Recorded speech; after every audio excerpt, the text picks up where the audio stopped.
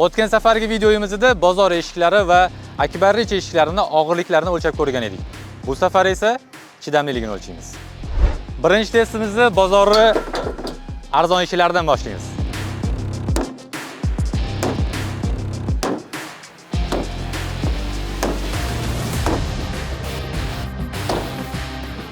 Menimcha bu eshikni qo'lda ham sindirib tashlasa bo'lsa kerak.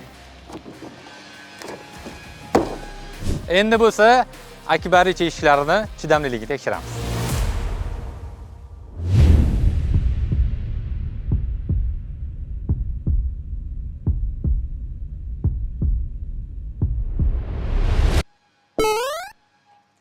Mana ko'rdinglar akbarli eshiklarini qanchalik chidamliligini. Albatta bu hazil do'stlar. Bizni keyingi videolarimizni kuzatishda davom eting. Akbarli eshiklarni haqiqiy testlardan o'tkazamiz.